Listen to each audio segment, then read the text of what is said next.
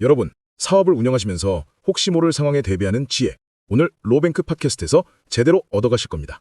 법인 폐업, 생각만 해도 머리가 지끈거리시죠? 하지만 걱정 마세요. 오늘 방송만 들으시면 폐업 과정에서 발생할 수 있는 법적 문제들을 시원하게 해결하고 여러분의 소중한 자산을 지켜낼 수 있는 특급 노하우를 공개합니다. 이 귀한 정보 놓치면 후회하실걸요? 자, 그럼 시작해볼까요? 안녕하세요. 로뱅크 법률 정보의 모든 것 팟캐스트 진행자입니다. 오늘도 여러분의 곁을 찾아왔습니다. 방송을 청취하는 지금도 힘든 대표님도 많으시겠지만 저라도 활기차게 힘을 모아 진행해보겠습니다. 대표님들 화이팅! 화이팅입니다! 와! 옆에는 늘 든든하고 깊이 있는 통찰력으로 저희를 깨우쳐주시는 로뱅크의 지혜로운 멘토님, 전문가님 나와주셨습니다. 전문가님 안녕하세요. 안녕하세요. 러뱅크 전문가입니다. 오늘 법인 폐업과 관련하여 여러분이 궁금해하실 만한 내용들을 차분하게 풀어드리겠습니다. 역시 전문가님 목소리만 들어도 벌써 마음이 편안해지네요. 오늘은 정말 많은 분들이 궁금해하실 주제를 들고 왔습니다. 어떤 것에서도 알려주지 않는 바로 법인 폐업 시 주의해야 할 사항인데요. 전문가님, 법인 폐업, 말만 들어도 복잡하고 어렵게 느껴지는데 특히 법인 폐업 시 조심해야 할 부분들이 어떤 게 있을까요? 네, 법인 폐업은 단순히 사업을 정리하는 것을 넘어 다양한 법적 문제와 연결될 수 있습니다. 법적 책임 문제가 발생하지 않도록 몇 가지 중요한 사항들을 확인하신 후 폐업을 진행하셔야 합니다. 크게 세 가지를 말씀드릴 수 있습니다. 바로 첫째, 비밀성 유지, 둘째, 추심 대응 방법, 마지막으로 셋째, 자금 운영 방법입니다. 오호, 비밀성 유지, 추심 대응, 자금 운영. 뭔가 딱 들었을 때도 전문성 있고 엄청 중요한 꿀팁일 것 같은데요. 하나씩 자세히 파헤쳐볼까요? 우선 비밀성 유지부터 이야기 나눠보겠습니다. 폐업 준비 사실을 아무한테도 말하면 안 된다는 건가요? 구체적으로 어떤 방법으로 비밀성을 유지해야 할까요? 네, 그렇습니다. 법인 폐업을 준비하고 있다면 채권자나 이해관계인 등 제3자에게 폐업 사실을 미리 알리지 않는 것을 권해드립니다. 폐업 사실이 외부에 알려지면 불필요한 추심이나 법적 분쟁이 예상보다 빨리 시작될 수 있기 때문입니다. 조용히 그리고 신속하게 절차를 준비하는 것이 중요합니다. 헉, 그렇군요. 괜히 미리 말해서 일을 더 크게 만들지 말라는 말씀이시군요. 명심하겠습니다. 그럼 다음은 두 번째 키워드, 추심 대응 방법입니다. 채권자들이 추심을 해올 때 피하지 말고 적극적으로 대응하라고 하셨는데 구체적으로 어떻게 대응해야 할까요? 멱살 잡고 피 터지게 막 싸우라는 건 아니겠죠? 아닙니다. 싸우라는 말씀은 당연히 아니고요. 채권자가 추심하는 경우 무작정 피하기보다는 적극적으로 소통하는 것이 중요합니다. 일정한 조건이 성사되면 변제 이행을 하겠다는 의사를 명확하게 밝히시는 것이 좋습니다. 다만 변제 이행이 불가능한 확정된 변제 날짜나 변제 금액은 채권자와의 신뢰관계를 저버릴 수 있으므로 확정적인 답변은 가급적 자제하시길 권해드립니다. 현실적인 상황을 고려하여 신중하고 진솔하게 대응해야 합니다. 아하, 무조건 네, 언제까지 해드릴게요 보다는 변제를 위해 최선을 다하고 있으니 조금만 더 기다려주세요 같은 스탠스군요. 무엇보다 지키지 못할 약속은 하지 말라는 말씀이네요. 역시 지혜가 필요합니다. 그런데 전문가님, 채권자들이 법인 채무에 대해서 대표자 개인에게 변제 이행 각서를 요구하는 경우도 있다고 들었어요. 이때는 어떻게 해야 하나요? 이거 정말 중요할 것 같은데요. 매우 중요한 질문입니다. 대표자가 법인 채무에 대해 연대 보증인으로서 변제 이행 각서를 채권자에게 제공하는 행위는 또 다른 법적 문제로 확대될 수 있습니다.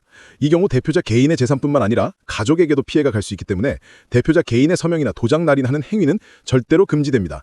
법인과 개인은 법적으로 별개임을 각별히 명심하셔야 합니다. 와우, 각별히 명심하시라는 말씀 꼭 기억하겠습니다. 이건 정말 별표 5개짜리 특급 정보네요. 절대 개인 서명이나 날인은 금지! 여러분 꼭 기억하세요. 그리고 또 이런 경우도 있을 것 같아요. 채권자가 회사를 상대로 법원에 지급명령이나 소송 등을 제기해서 결정문, 즉 판결문이 송달되는 경우도 있잖아요. 이때는 어떻게 해야 할까요? 법원에서 등기우편물을 받으면 처음 겪는 일이라 가슴이 철렁할 것 같은데. 네, 그런 상황이 발생하면 당황하지 마시고 신속하게 대응해야 합니다. 강제 집행을 최소화하기 위해 결정문이나 판결문을 송달받은 날로부터 2주 이내에 반드시 법원에 이의 신청을 하시길 권해드립니다. 이의 신청을 하지 않으면 결정문이 확정되어 강제 집행 절차가 진행될 수 있습니다. 송달일로부터 2주 이내에 이의 신청 반드시 기억하겠습니다. 잊지 않고 메모해둬야겠어요. 무엇보다 2주라는 날짜가 생명이라는 말씀이시군요. 마지막 키워드, 자금 운영 방법입니다. 이건 또 어떻게 관리해야 할지 정말 궁금한데요. 구체적으로 어떤 방법들이 있을까요? 자금 운영 역시 매우 중요합니다.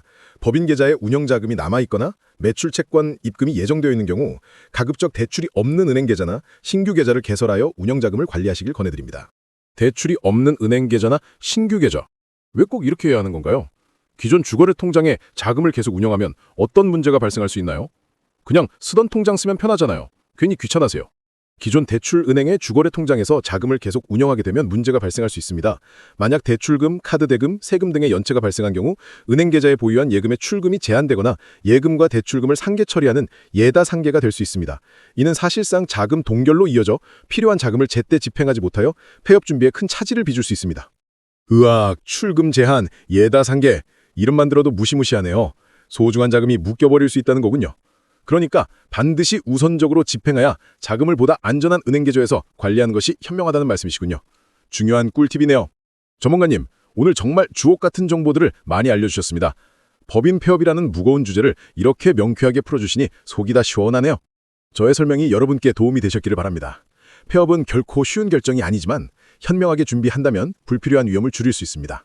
네, 오늘 전문가님 덕분에 법인 폐업 시 발생할 수 있는 여러 가지 문제점들과 그 해결책들을 명확하게 알 수 있었습니다. 비밀성 유지, 추심 대응, 그리고 자금 운영까지 어느 하나 중요하지 않은 것이 없네요.